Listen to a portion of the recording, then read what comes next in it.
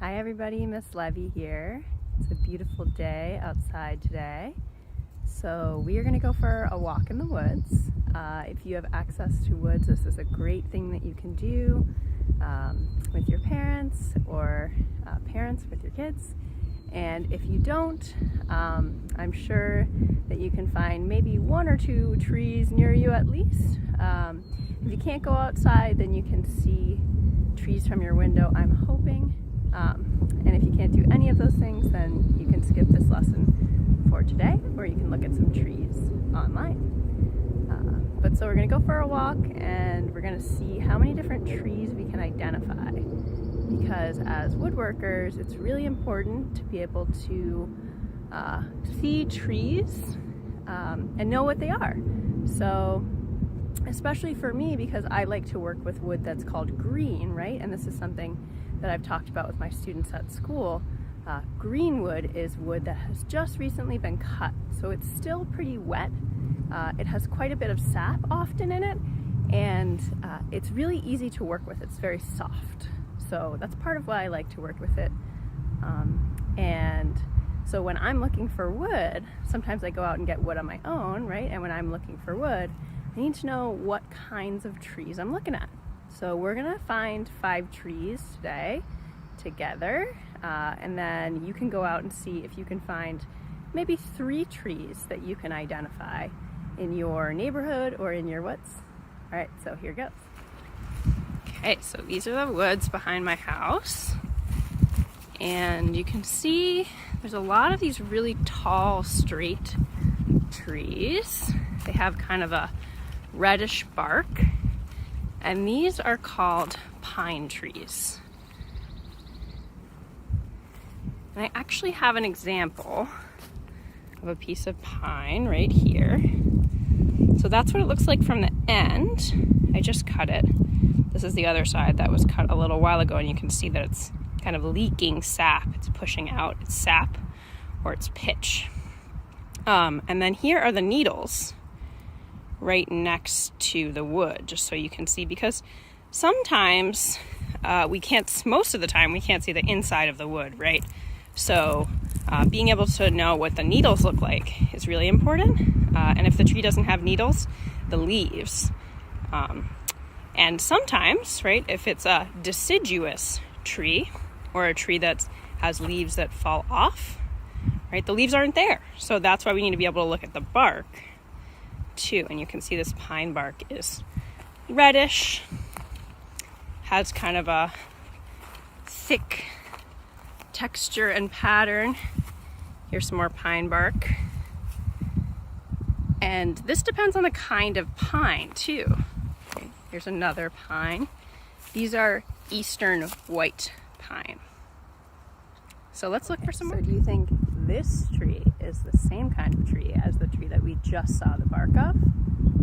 It looks really different to me. And if we look up the tree, we can see the branches are different, and they don't have all those green needles that the pines did. So this is actually an oak tree, and if we look on the ground, you can see a bunch of oak leaves, right? And they usually kind of are curvy at the ends, and they have 6 to 8 parts of their leaf. So here's an oak leaf. It's got some holes in it from insects. Right? We can see 1, 2, 3, 4 on that side. Then there's one at the tip, and then there's 3 parts of the leaf on the other side. So there are different kinds of oaks, right? This oak has a spiky leaf, and this oak has its curly leaf, right? So I want you to try to see if you can find different oaks. And there won't be green leaves yet because it's still early spring. So the green leaves haven't grown back, but you can look at leaves on the ground, and you can look for kind of a lighter colored bark that looks a little more like this. It'll be grayish, maybe some white parts, and it'll have lots of cracks in it. So this little tree here is another example of a tree that grows in this area. the one right in the middle here. We can go right over to it. It's called a maple tree. And I believe that this is a sugar maple. And we can look on the ground to see if we can find maple leaves around it, although some of them may have blown away. But you notice that maple bark doesn't have all the cracks that oak or pine bark does. And it sometimes has these kind of light green spots on it, which are different kinds of lichen. And then you can see these more flaky spots, which are also a type of lichen. So here is maple, and this is a hardwood. If you want an extra challenge, you can use your phone or computer either while you're out or when you get back to identify whether the woods you saw are hard or soft woods. The pine I saw before was a softwood. So here is oak bark, and this is white oak. Whoa, it's a really tall one. So there's two more kinds of trees that I know we have around that I'm gonna look for. Those are cedar. I know we have lots of ash, and I'll leave it at that for now, but I'm pretty sure that on this trail here I'll be able to find some cedar and some ash, or maybe some beech, and there's also hickory. Okay, so here we have a tree that is dead. Oh, look at the top, right? And the other part of it's on the ground. Someone cut it up so it didn't block the trail. It died, and the wind probably blew it over so that it cracked. And these dead trees make excellent homes for wildlife, including woodpeckers, which made the holes in there. And the woodpeckers look for bugs. That's why they're making holes. They look for these bugs that they can eat. And a lot of the scraps, just like us woodworkers, they have scraps. The scraps end up right on the ground. Cool. Okay, so another tree that I want to show you that's really common in New England is birch. And you might know birch because it has a white bark, but there's different kinds of birch.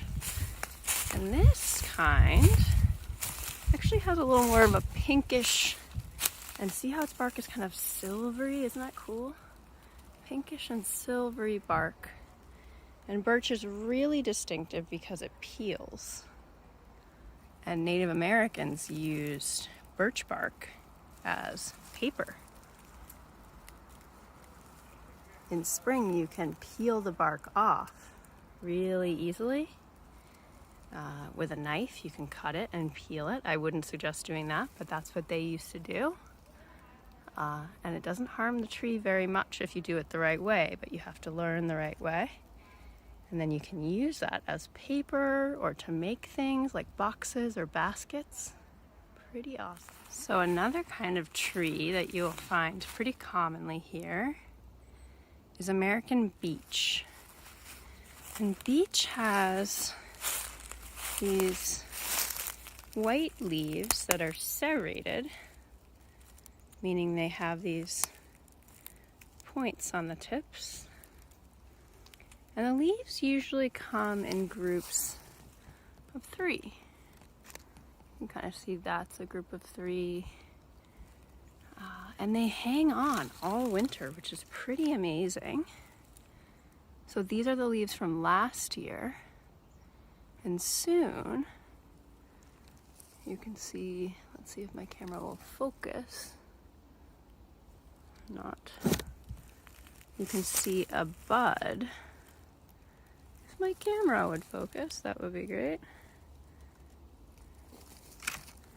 You can see buds. Well, you are going to have to see for yourself because my camera is not focusing, but they're these kind of lighter orange. There we go. Almost. lighter orange buds at the end. And then beech has really light colored, smooth bark. And when it gets older, it will get a little more bumpy, but it stays pretty smooth, kind of grayish bark. Beech is an awesome wood for woodworking. There's another young beech tree and some young pines, white pine, and some really old grandma pines up there. All right, keep on looking, see what you can find. Even if you don't have the woods, just walking around your neighborhood. Oh, if you want, you can make a collection of things that you find, right? So I have a couple cones here. I have a piece of pine. I have a red oak leaf, right? Those are the pointy ones. I'm not sure if I said that earlier. And then the curvy oak leaves are the ones that are white oak. I have 3 different kinds of beech leaves here in various kind of states, but they all have that pointy edge. You can see they might have dried differently, that's why they're different colors. And you can, oh, and then I have pine needles too, forgot to say that.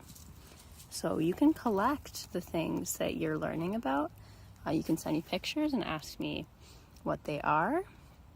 And if you want, you can take it to the next level and even take dead branches that you find on the ground. Please don't do it on live trees, but you could saw off little rounds and you can look at the growth rings, right? Which are every year a tree grows a new, these ones are really small, so a tree grows a new ring, right? So if we counted the number of rings here, which would be pretty tricky because this pine has very small growth rings, but if we counted these, we could know how old the tree is, right? This part of the wood is called the pith. This is the heartwood. And then you can see right here, it kind of changes colors a little bit. This is the sapwood. And then we have what's called the cambium and the bark. Pretty cool. So here we are walking deeper into the forest. Sometimes it's fun just to take a look around as you walk. Think about the bigger picture. As I look around, I notice this forest has a lot of pine, which is all of the green right now, because pine are evergreen, meaning that their needles live throughout the winter, like spruce and fir trees. And I'm also seeing lots of oak, right, which has that more textured bark. That's an oak tree right there. It's really fun to watch the forest kind of come alive as you learn more and more about trees. And I am going to show you one of my favorite spots in this forest, which doesn't necessarily relate to trees, but it is really cool. You can see there's a little bit of a trail here because my neighbors and I come out here to harvest. Whoa, look at this. This green stuff, we harvest it. Does anybody know what it is? It goes all the way down this river here. And you can see more skunk cabbage too.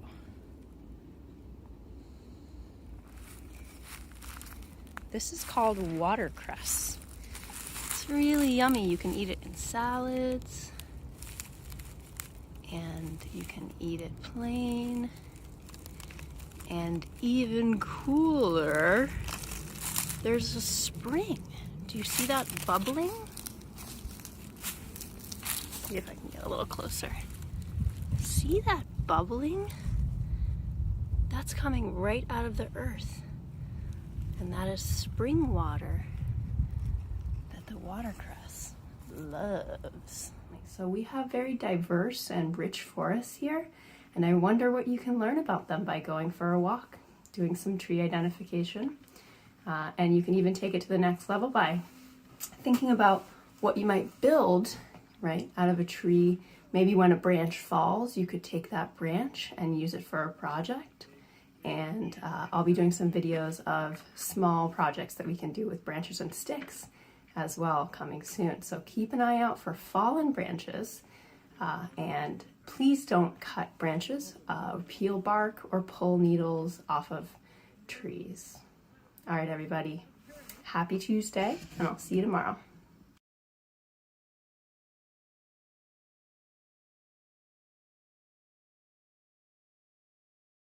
It's alternate arrangement. So the growth nodes are opposite of each other, but alternate. So these are called alternate arrangement. Oak. That's how you can identify little trees as well as big trees. Okay, so a trick I just learned from Remy that I'm already forgetting is maple, ash, and dogwood. M, A, D, the starting letters. And horse chestnut are all, forgot it again. Opposite arrangement. Opposite arrangement branches. Good. So mad horse is a way to remember that. And then the other ones that have branches that are not opposite, which are called alternate. There's many others, but those are two. Some of them include, which are alternate. We said Oak. Beech, Yeah. beech, oaks, pine. Pine is different. Pine is different. Okay, so there are some trees that are different. Like I asked about birch before too, and Remy's looking it up in the book. So birch is pinnately compound, you said? No, let me look it up. So we're gonna find out what birch is. And this has to do again with the nodes on the branches and how they are arranged. So if they are opposite, it means they're right across from each other. And if they're alternate, it means that they are kind of staggered. One here, one higher up there. So they're separated from each other. So the book doesn't tell us, but you could research that online.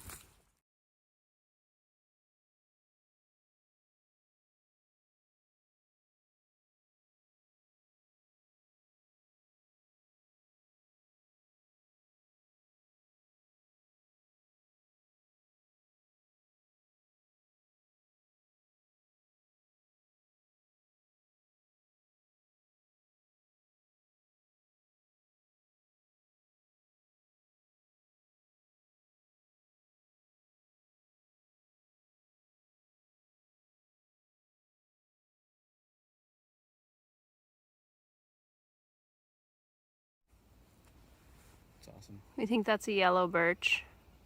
Yep. And what happened to it? How did it grow so weird? Probably had an old wound and then sprouted 4 main dominant stems to recover. Since we're in the woods, there's nothing or no one here to prune it, so it's a competition for the light to the top. So it's a co-dominant yellow Has birch. like 6 stems coming off of it. Mm-hmm.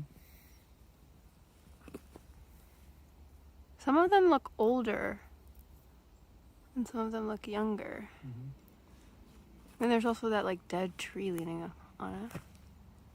Yeah, that's gonna fall pretty soon.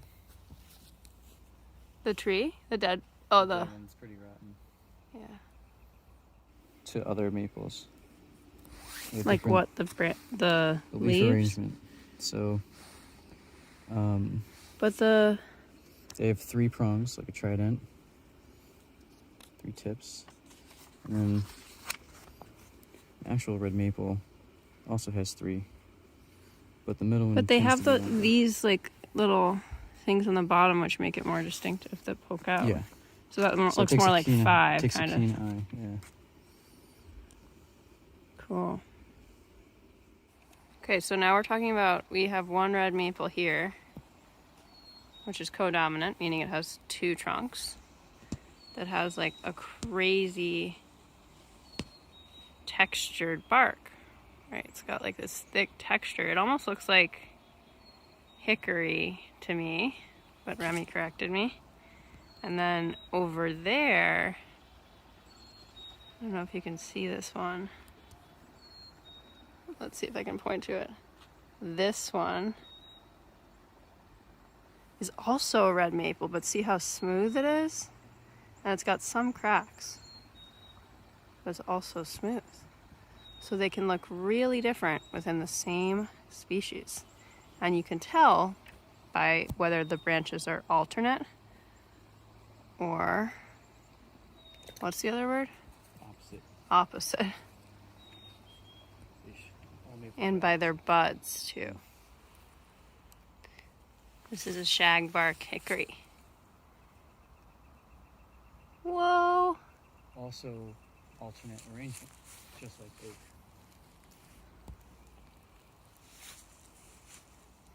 See how the branches alternate where they come out. Shagbark hickory. Cool. I think it's a witch hazel. Yeah, it's a witch hazel. Why is it growing like multi-stemmed shrub it's like a bush? Witch hazel. We just heard a woodpecker too. Hi, Sable. They're simple alternate, yes. Birch. Okay, so we found out birch is simple alternate. The woodpecker's scared of us now, but he's somewhere up there. Or she. So these are called princess pine. And you can see at the tip they have this little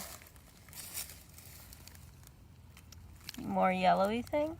And that's where there's a sporophyll is what it's called. And if you hit that in the fall, it makes a big cloud of spores which travel through the air and replant the princess pine everywhere. See? They're kind of all around. And they have these spiky, scaly foliage, which should not be mistaken for cedar. They don't get big. They're really tiny. These are no taller than my hand. Princess pine.